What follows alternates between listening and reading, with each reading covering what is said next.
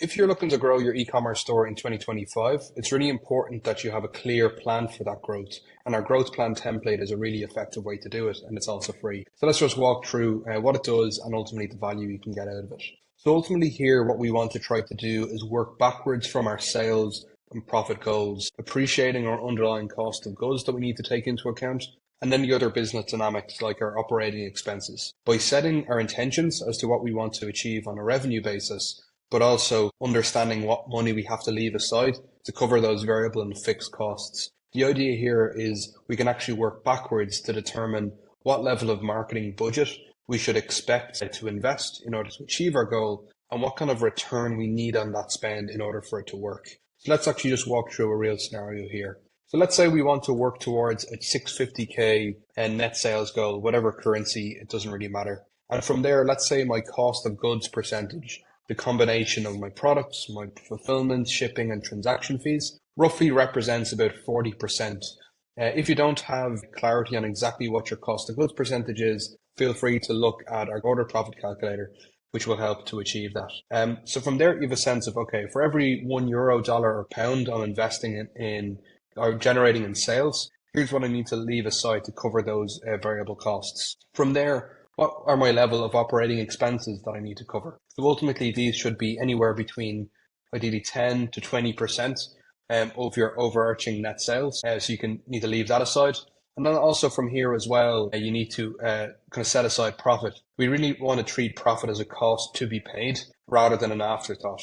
Typical accounting standards would put it as an afterthought, but ultimately, if we don't account for it now, like anything else, there won't be much of it left later on. So from here, by assigning these costs, we can see what amount of the pie chart is taken up and accounted for and what's now remaining as profit.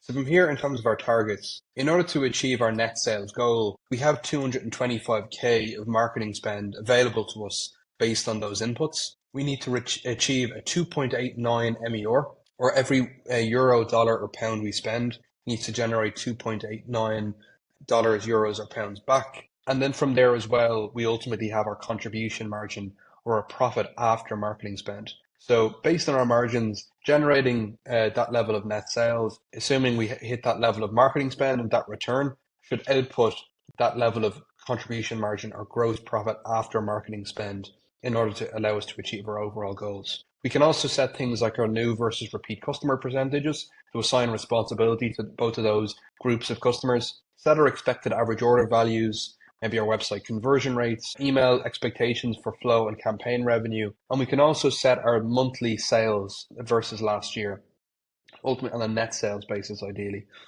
So ultimately, if we input last year's data, we can start to understand the cadence of sales and the cadence of spend across last year, because ultimately, whatever our goal is, we're not going to achieve it in 12 equal parts. So from there, appreciating all these individual values, our growth plan template will automatically generate a month-on-month forecast as to what level of net sales you need to achieve, what level of expected variable costs you should incur, the level of marketing spend, your contribution margin, and also the net profit you should actually expect. You can also see a breakdown of any of your key acquisition metrics. What level of sales do we need to drive from new versus repeat customers? What's our average order values or gross profits for each of those orders? The number of new customers, the number of repeats. So from there, we can be really precise on a month-on-month basis. Not only are we on track with our overarching goal, but more specifically, which exact elements, tricks, parts of our business are letting us down, and ultimately which ones are exceeding or outperforming as well that we can use to rely on to hopefully exceed and actually